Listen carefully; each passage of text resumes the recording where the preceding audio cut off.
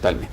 Muy importante resaltar que de conformidad con el decreto recientemente expedido, el 836 del 2009, las entidades públicas deben expedir la certificación que se les solicite dentro de los 10 días hábiles siguientes a la solicitud con toda la información exigida. En ese sentido, se reitera el llamado a las entidades públicas de hacer un esfuerzo en ese sentido, señor superintendente, toda vez que de ellas depende que el registro único de proponentes se nutra con prontitud de la información que requiere para empezar a funcionar a plenitud con los nuevos parámetros que estamos hoy explicando. Muy bien, ¿y la calificación qué es? Bueno, la calificación es el resultado de aplicar una ecuación que está en el decreto 4881, que es la misma que traía el decreto 92 del 98, a propósito de hacer una ponderación de diferentes factores, de la experiencia, de la capacidad financiera, de la capacidad operacional y de algunas otras cifras que se tienen en cuenta para determinar hasta cuánto puede contratar un proponente. Es la capacidad máxima de contratación. Saben ustedes, los funcionarios responsables de estos temas y también los proponentes que hoy nos ven, que ese número en cada proceso se toma en cuenta para restarle los compromisos que en ese momento tenga adjudicados o en ejecución el proponente de que se trate, a efecto de determinar la capacidad residual que le permita comprometerse en ese proceso de contratación en particular. Luego, lo que certifica la Cámara de Comercio es el K, y la entidad contratante habrá de calcular el K residual. Llegamos ahora sí a nuestra última filmina, o a la última que a mí me corresponde, que tiene que ver con cuándo se debe hacer la inscripción en el RUP. El estudiante en la SAP preguntaba si él podía inscribirse hoy o cuándo. Sí, hoy o cuando quiera durante el año. Para entrar no hay ninguna limitación. Sin embargo, yo quisiera llamar la atención sobre el sistema de transición entre quienes vienen de atrás y deben migrar al nuevo sistema. El decreto 836 de 2009, Bianca, dispuso que quien tenga un certificado de los anteriores le va a servir hasta el 30 de junio del año en curso. Y si lleva los papeles y diligencia el formulario y los papeles de soporte del mismo para el nuevo registro, ese viejito le va a servir siempre que lleve los papeles antes del 30 de junio, el viejito le va a servir hasta que el nuevo quede en firme.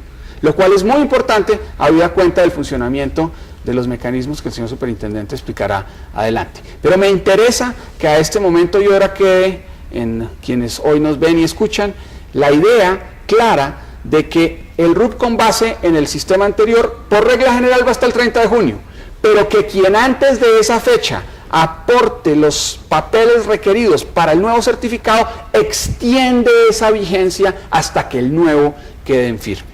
Los efectos entonces de los dos certificados, si se quiere llamar así, son diferentes en el tiempo, porque el viejo no coexiste con el nuevo. En el momento en que el nuevo nazca, el viejo muere. Pero si uno no se inscribe antes del 30 de junio en el nuevo sistema, se le muere el viejo y se quedó por fuera. Le tocaría volver a empezar. Le tocaría a partir del 1 de julio llevar toda su documentación y esperar a que la Cámara la procese para llegar entonces a estar habilitado solamente cuando el nuevo certificado esté en firme.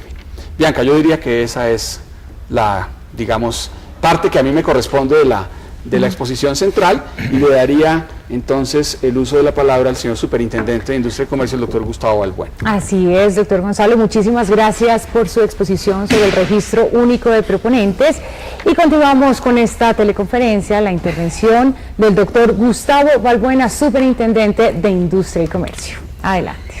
Bueno, muy buenos días a todos, a mis compañeros de SET y a los estudiantes inscritos en el diplomado. Me parece muy importante esta convocatoria que se hace por Gobierno, Procuraduría, Contraloría, con el acompañamiento, con la compañía o con el acompañamiento de RCTV, para dejar claro en qué consiste este periodo de transición y cuáles van a ser las nuevas reglas con que va a operar el registro único de proponentes en Colombia. ¿Por qué la Superintendencia de Industria y Comercio está presente en este momento? Adicional a las funciones específicas que le ha asignado el decreto 4881 y a las que se ha referido anteriormente Gonzalo Suárez, la Superintendencia mantiene una relación con las cámaras de comercio, en la medida que es la entidad encargada de ejercer la vigilancia administrativa y contable sobre las cámaras, especialmente en lo que tiene que ver con la labor registral. En esa medida, para ser muy breve, vamos a referirnos a ese esencial papel que van a cumplir las cámaras en su labor nueva de interlocución entre las entidades y entre los proponentes para agilizar y desarrollar en mejor forma los procesos contractuales. Voy a referirme a 3 cosas concretas. Lo que consiste la información que deben reportar las entidades estatales a las cámaras de comercio y las condiciones en las que deben hacerlo, la información o el trámite que se debe adelantar ante las cámaras de comercio por quienes quieren ingresar al Registro Único de Proponentes y los mecanismos que para la corrección de eventuales errores de las cámaras de comercio se han previsto en la ley, es decir, los recursos de reposición y la impugnación a cargo de las entidades que han abierto un proceso contractual.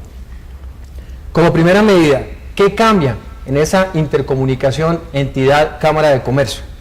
En la estructura clásica del decreto 92 del 98, como lo podemos ver en la filmina, la entidad estatal reportaba semestralmente información sobre los contratos ejecutados o en ejecución, sanciones impuestas, sanciones en firme.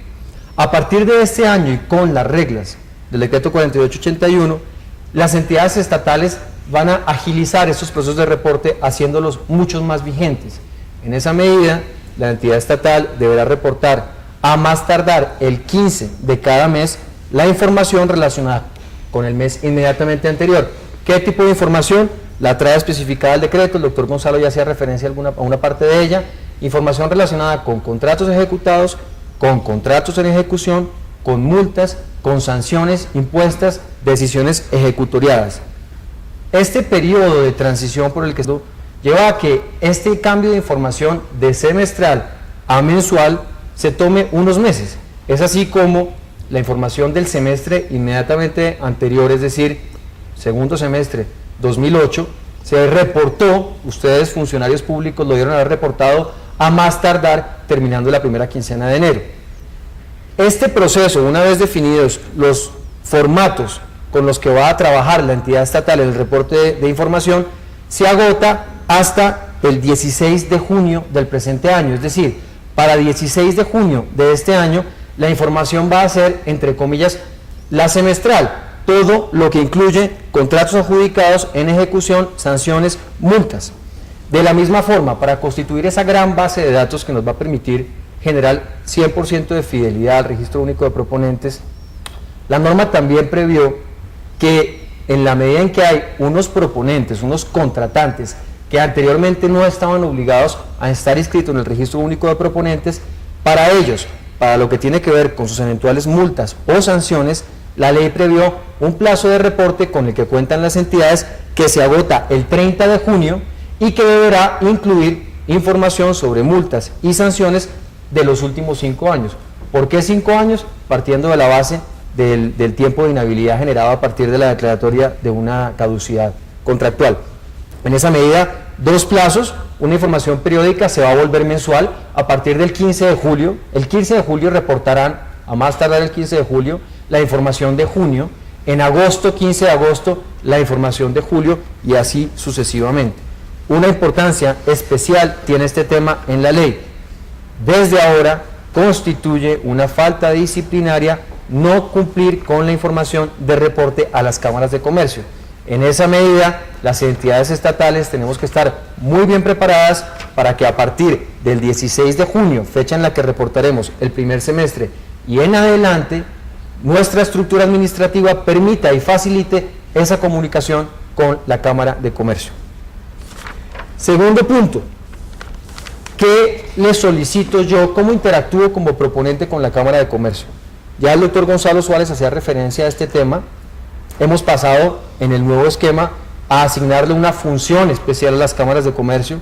Las cámaras de comercio coadyuvarán el proceso, o vienen coadyuvando, y ahora con más razón, el proceso contractual, la ejecución del presupuesto estatal a través de la contratación pública.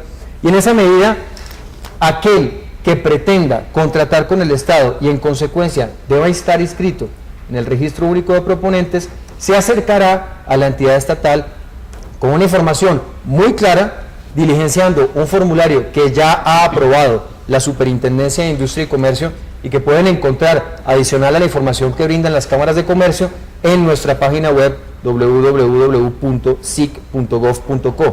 Se diligencia ese formulario que no admite interpretaciones.